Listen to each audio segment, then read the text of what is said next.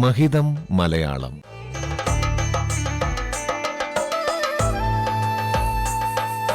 മലയാള ഭാഷയുടെ മഹിമകൾ കേട്ടറിയാൻ ഒരു സർഗയാത്ര.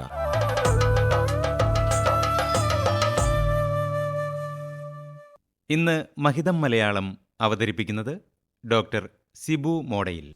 ബുദ്ധി, അറിയുക എന്ന് അർത്ഥമുള്ള സംസ്കൃതത്തിലെ ബുദ്ധ് എന്ന ധാതുവിൽ നിന്ന് നിഷ്പന്നമാണ് ബുദ്ധി. ബുധജനം ബുദ്ധിയുള്ളവരാണ്. ബുദ്ധിയുള്ളവനാണ് ബുദ്ധൻ. സംസ്കൃതത്തിന്റെ പദസമ്പത്ത് മലയാളവും ബുദ്ധിയുടെ കാര്യത്തിൽ സ്വീകരിച്ചിട്ടുണ്ട്. അവയ്ക്ക് സവിശേഷവും വ്യതിരിക്തവുമായ ആശയപരിസരങ്ങൾ സൃഷ്ടിക്കാൻ കഴിയുന്നുണ്ട്.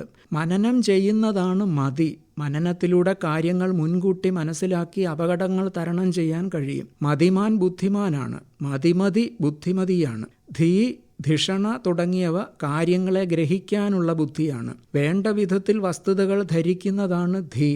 ധിഷണാശാലിക്ക് എത്ര ഗഹനമായ കാര്യങ്ങളും പെട്ടെന്ന് മനസ്സിലാകും. അതത് സാഹചര്യങ്ങളിൽ പെട്ടെന്ന് പ്രവർത്തിക്കുന്ന ബുദ്ധിയാണ് പ്രത്യുൽപ്പന്നമതിത്വം. പ്രത്യുൽപ്പന്നമതിത്വമുള്ളവർക്കേ തക്ക മറുപടി ഉടനടി നൽകാനാവൂ. പ്രകർഷേണയുള്ള അറിവാണ് പ്രജ്ഞ.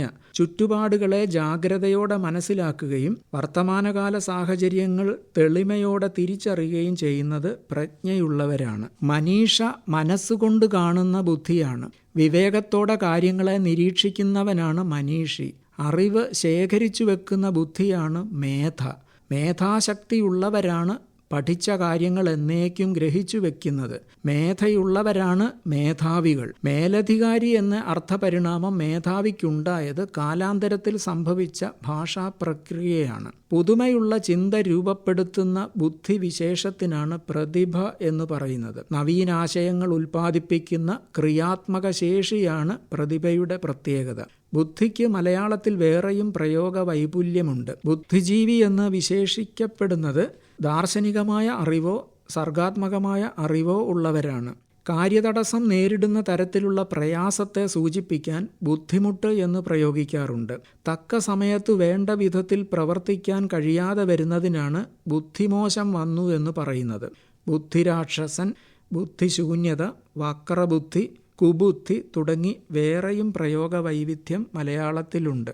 സംസ്കൃതത്തിൽ നിന്ന് സ്വീകരിച്ച ബുദ്ധി എന്ന പദമാണ് പ്രയോഗ തീവ്രതയുടെ കാര്യത്തിൽ മലയാളത്തിൽ മുന്നിൽ നിൽക്കുന്നതെങ്കിലും തലച്ചോറ് എന്ന് അർത്ഥമുള്ള മൂളയും ബുദ്ധിയെ സൂചിപ്പിക്കാൻ തമിഴിലും മലയാളത്തിലുമെല്ലാം ഉപയോഗിക്കാറുണ്ട്. മൂളയുള്ളവർ ബുദ്ധിയുള്ളവരാണ്. അയാൾക്ക് നല്ല തലയുണ്ട് എന്ന് പറയുമ്പോഴും വക്താവ് ബൗദ്ധിക ശേഷിയാണ് ഉദ്ദേശിക്കുന്നത്. ബുദ്ധി ഉദിക്കുക എന്നതിന് സമാനമായ ഭാഷാശൈലിയാണ് കണ്ണു തുറക്കുക. പ്രായോഗിക ബുദ്ധിയെ സൂചിപ്പിക്കാൻ കൈത്തഴക്കമെന്ന് പറയാറുണ്ട്. തലയും കണ്ണും കൈയുമെല്ലാം ബുദ്ധിയുടെ ശാരീരിക രൂപകങ്ങളായി ഭാഷയിൽ വിനിമയം ചെയ്യപ്പെടുന്നു.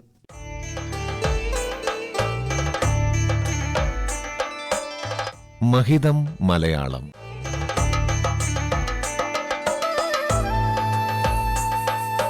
മലയാള ഭാഷയുടെ മഹിമകൾ കേട്ടറിയാൻ ഒരു സർഗയാത്ര.